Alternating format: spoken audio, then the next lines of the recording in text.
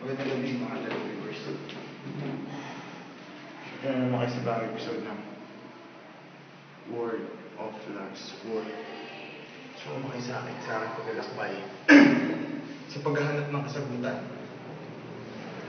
Krizan, at sa bayani. Sino nga ba siya? Ano nga ba ang bayani? Sino ba ang bagong bayani? Tara, samahan niyo ko. Hanapin natin yung kasagutan. At ang kasagutang ating hinahanap, dadaling ko kayo kung nasaan ang mga kabataan. Halika. Isa itong indie docu, independent documentary. Parang, ang gusto ko dito, maging mas malapit kayo sa realidad. Makita niyo kung anong totoo, eksakto, punto, walang edit, walang dagdag. Tuloy-tuloy na video, documentary. Okay.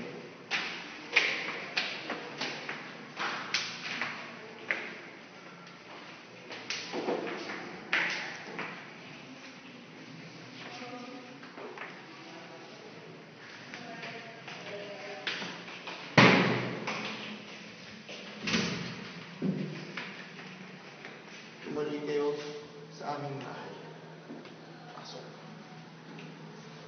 Narito kayo ngayon sa dormitoryo 504 Galilea Sus, Pinubal. Minsan, nag-dormitoryo din si Rizal sa Europeo. Kaya't anong bawal? Ito ang aming mithiin na ipakita sa inyo ang tama. Halika kayo sa aming kubeta. Isang araw, normal life. Di ba? Normal life sa ano? Kasi ako si Lars eh. This is the normal life. Hi, Omi. Welcome to our documentary. Come here. And from above. Direct, pakita mo nga direct. Si aking kadormit si Lemuel. Yan, dito kayo. Direct dito. Yan. Dito kayo sa fresh na fresh. Let's start the documentary. Come here. Direct. Direct dito. Yan. Okay, let us start with our documentary. Entitled... Wait, may password. So, 4MB1 Indie documentary. Sige, may pasok. Okay. What is a hero? Hero, sabi dito sa ano, is a man distinguished courage or ability admired for his brave deeds and noble qualities. So, anong year na ba ngayon? 2013 na. Wala na mga hero. Sige, pasok. Sige. This is docu. Ito ang indie docu. Totoong docu. Walang edit, walang bawas. Documentary lang. Dahil hindi nagbibiro ang mga tagapagbalita. Okay, so, balik tayo dito. So, hero. Ano ba ang mga hero? Sabi pa dito sa ayon sa dictionary.com, sinite ko to a person who in the opinion of others has heroic qualities. So, sino yung mga nagpakita ng hero sa atin? Jose Rizal. Nung pagkamatay niya, alam naman natin lahat yan. Kailangan pa ba explain yan? Direct, i-focus mo Si Emilio Aguinaldo. Hindi ko alam kung ba't naging hero to eh. Medyo may pagka-traidor to eh. Kay Bonifacio. Hindi ako medyo dito. Pero opinion ko lang yun Si Jose Rizal. Si Andres Bonifacio. Kilala naman natin kung ito ang talagang bayani, si Andres Bonifacio. Nakipaglaban siya sa mga Kastila. Hindi man siya marunong sumulat o bumasa. Hindi, alam ko marunong siyang bumasa. Hindi man siya kasing edukado na ibang bayani. Lumaban siya. Unfortunately, wala siyang napanalong laban. Sa lahat ng laban niya, walang nanalo sa mga revolts. Okay? Si Lapu-Lapu.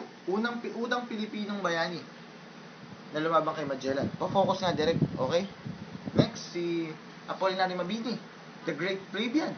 Yung pilay, yung kahit lumpo siya, hindi niya pinakita yun at nakipaglaban para sa mga kalaban. Si Antonio Luna. And by the way, yung mga Luna, direct focus mo sa akin. Yung mga Luna, meron silang note na masyadong magagalitin. Si Juan Luna, meron siyang kaso sa mga Espanyol na binugbog niya asawa niya at yung mother-in-law niya na nagtago sa kanya. Di ba mga Luna? Si Gregorio Luna, Antonio Luna, medyo fierce yung mga yun eh. Okay? Sino to?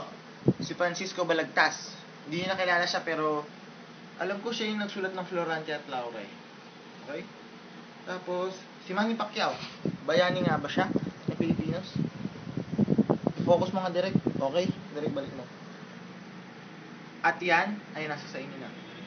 Okay, blast from a past. Alam nyo ba, na hindi lang ngayon yung, teka, out ko lang to. Hindi lang ngayon yung, hindi lang dati, akala nyo, ngayon lang may nangingibang bansa. Dati pa. In fact, yung mga ilustrado, alam naman natin yan, kasi RC natin yan, si Ma'am Choy, favorite kong prop yan.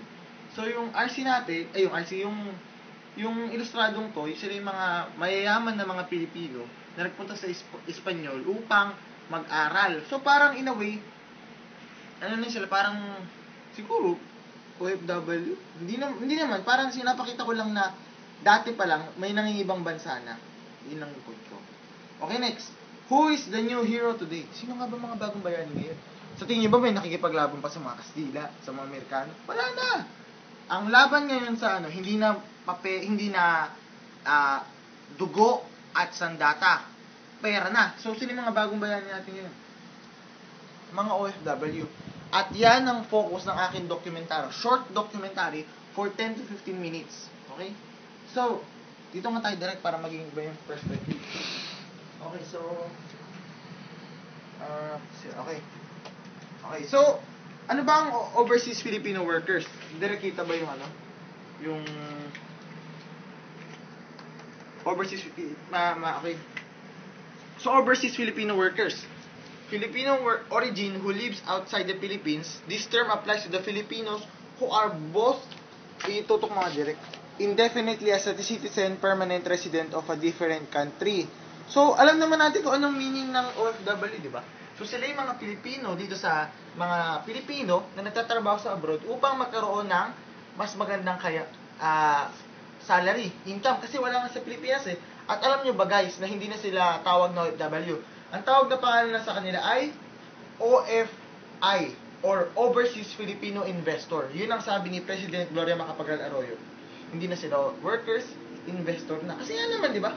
Sila yung tumutulong sa pag-contribute. Ilang minutes pa ako, Do? Direct. 7 na lang, Do.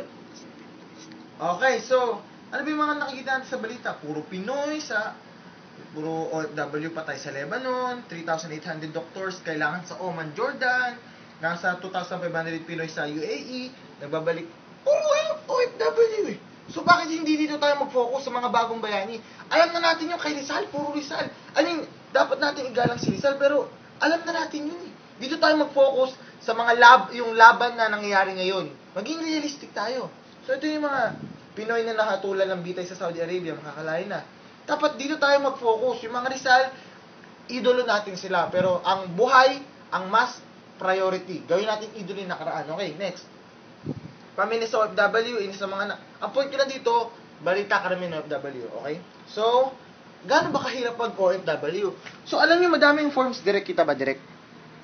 OFW, isa dyan yung manpower registry form, yung mga kailangan para mag-OFW, new passport application form, SSS form DOR, OFW info sheet, NFW op, itutok mo direct. Tax request refund form, workers assistant, MOFIA, nomination forum, file and pay taxes online, view taxes. Ang dami! Yun lang sasabihin ko, ang dami yung files na kailangan mag-OFW. So, isa yan sa mga kailangan nyo. Okay, so, isa pa nga, may show pa nga na dinibote ang GMA7, yung malayo man, malapit. Yung Pinoy abroad. Paano na host dito? Si Ivan Mayrin at saka si Rhea Santos. Rhea Santos. By the way, direct, alam nyo ba na sundan mo direct na si Rhea, totoong real life mag-asawa yan. Yung show na yun, pupunta sila sa Saudi, checkin nila yung mga, parang documentary ng mga abroad.